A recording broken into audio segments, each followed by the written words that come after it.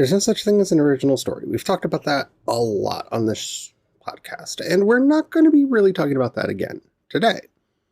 It's just, see, I'm working on this supernatural romance drama thing, and there were some things that I wanted to put into it, but I felt that they had become tropish and decided I wanted to do something a bit different. And then I started wondering, am I just making change for change's sake, or am I actually trying to change it up? Because a lot of media I've been watching lately seems to just be doing that change for change's sake, just so that they can say, hey, look, we did it different. And I don't want to do that. So let's try to weed out the difference between the two on today's episode of Project Shadow. I have something to say.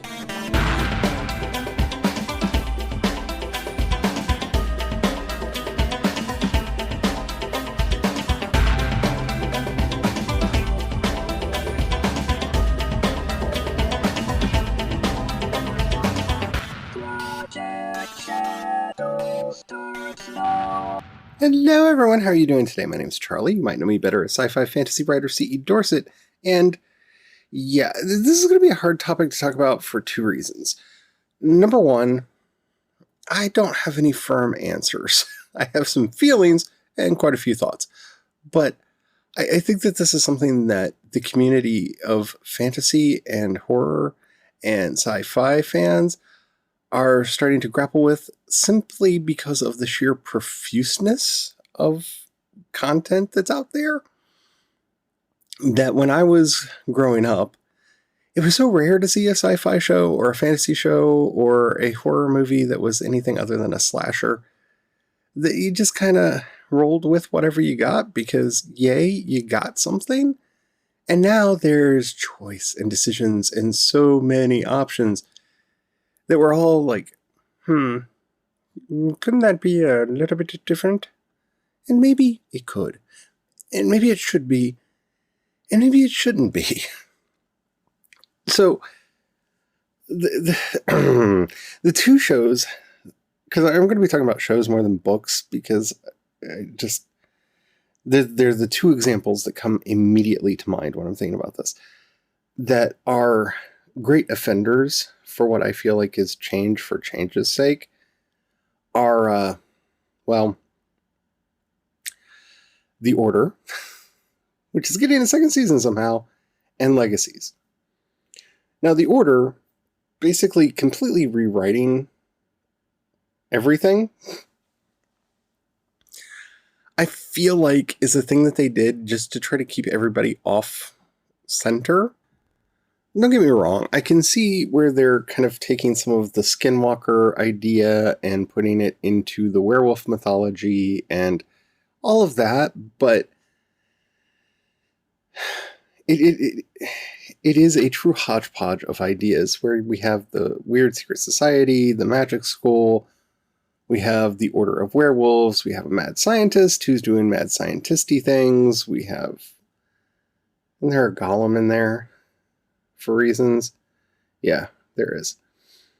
Yeah, it's just kind of all over the place and done in ways that are just there for the sake of being there and are different just for the sake of being different. Because if you don't know what's going on, you're not going to be able to make guesses, and that helps to make the story feel less predictable.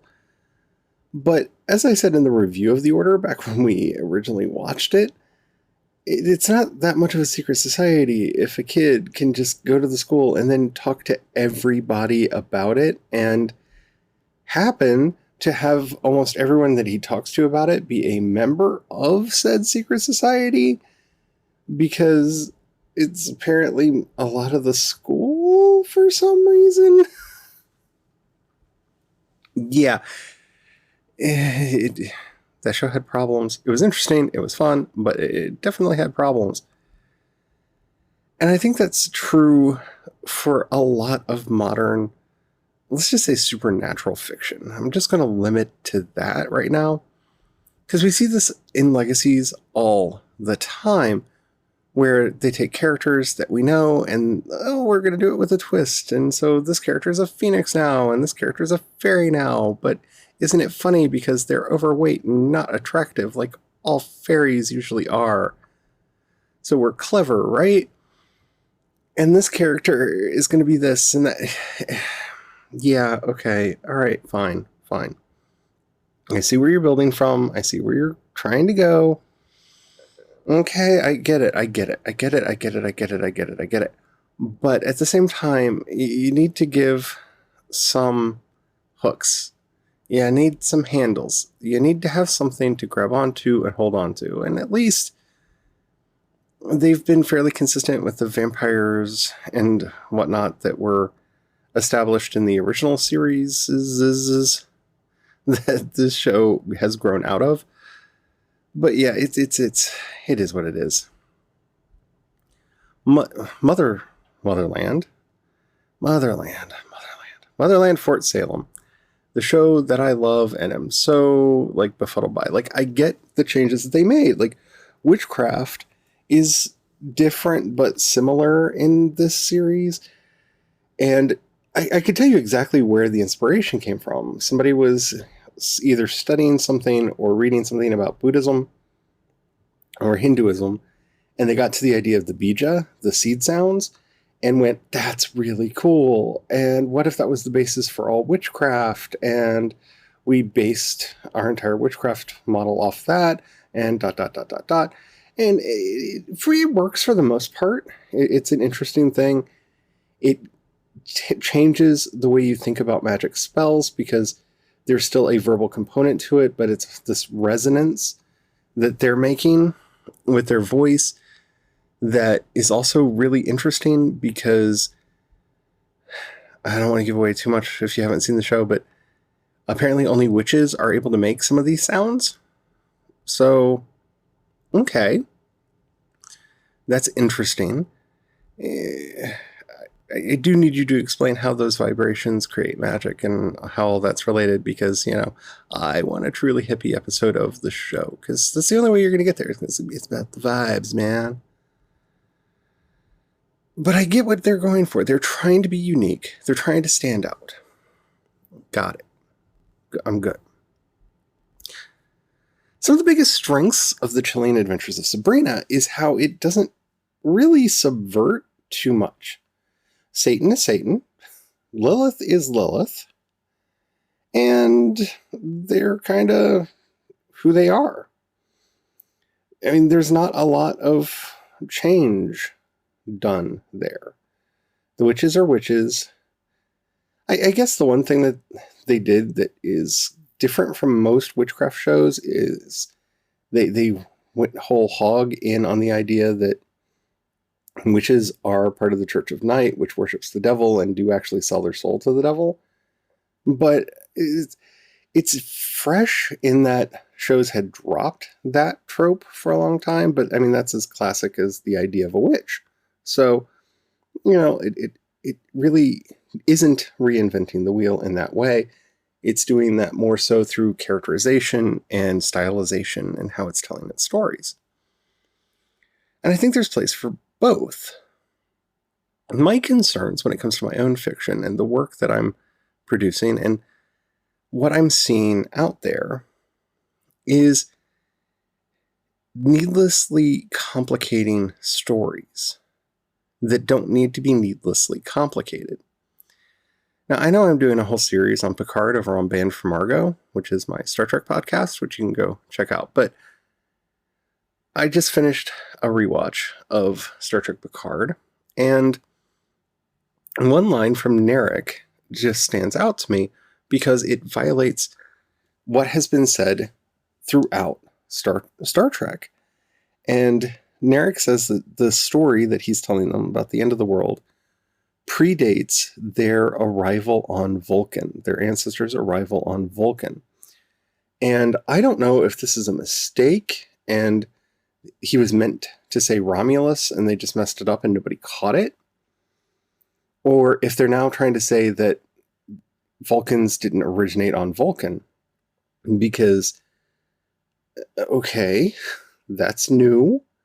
That's a very new concept that overly complicates a mythology that does not need to be overly complicated. Kind of like the idea that there is a space Cthulhu out there that exists in a parallel dimension that is accessed via a sky beam, and we get kind of a technological terror version of the ending of the first Hellboy movie that Del Toro did, that Guillermo del Toro did. And that's just change for change's sake. You're trying to keep it fresh. Oh, look, Star Trek can cuss now. Oh, fine. That doesn't make you edgy. That just means that you're allowing blue language in and restricting your audience because some parents will not let their kids watch that. And I wouldn't let my kids watch a lot of Picard because of the gore that I think would give a lot of kids nightmares. They did each have wrong. But it's not necessary change. It doesn't bring anything fresh. It doesn't bring anything new. So why don't we just do the tropes? Right? Well, in some ways, that we do just have to do the tropes. If you are writing a romance story, it has to have a happily ever after. If it doesn't, it's not a romance story. If you're telling a supernatural story, it has to have certain supernatural elements that people have come to expect. It's why everybody thought that Twilight was fancy, because the vampires could walk out in the daylight. Well, Lestat can walk out in the daylight too, eventually, after things happen. I'm not going to go through all those. We can have a long, protracted discussion of the Vampire Chronicles at some point, should you like to do it. But it's not new. It's not a fresh idea. It's just something that a lot of people weren't accustomed to and didn't expect, because they're used to the vampire who wants to suck your blood. And okay. Oh, but the vampires sparkle. That's new. And I'm not going to go into it because Twilight is what Twilight is. But it's change for change's sake. In her case, it was her being very clear that she didn't want to do any homework and just called the things that she was making vampires, even though I guess they're snake people?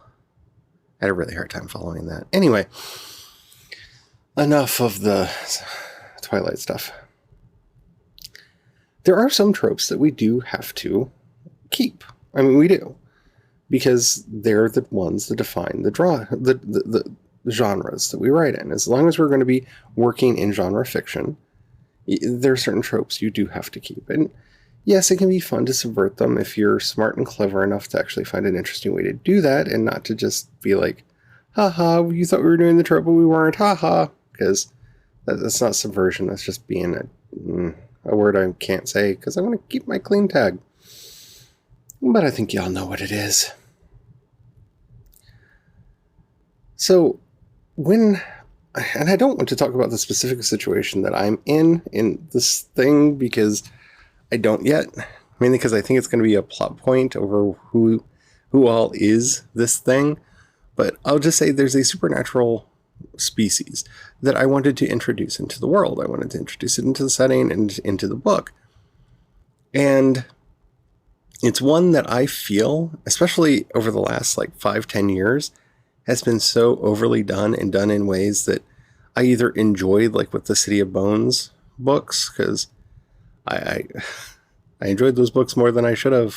I admit that. I openly admit that. And done badly in books that I don't care to shame because I'm not that kind of an author. But I feel like I've seen that a lot lately. Same with the, hot vampire. Well, I'm sorry, not vampire. The hot dragon dude. Yeah. I'm into that. And it's such a trope that it is a specific category of supernatural romance. Yeah, dragon fic. So, yeah, that's definitely a trope. But the other thing that I wanted to include, I hadn't seen it done in a way that I liked, and I wanted to find a different way to do it. And I really struggled with it for a long time, because when I actually figured out how I wanted to do it, it means I am going to be overcomplicating my mythos in two ways. One, I'm going to be introducing a term that for a lot of people will be new. And two, I'm going to have to, at some point, explain the origin story in a way that makes sense to the reader without completely derailing the entire story, because it is slightly different from the one that one might expect, even though it has similar elements to it. So,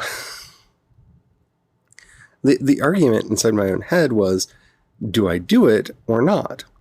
Because I think with the thing that I'm wanting to do, which is basically something you see a lot of fantasy and supernatural writers do, where, well, I'm not going to talk about that. I'm going to talk about one of the cousin species, from a slightly different but related mythology, so I can play around with it in different ways.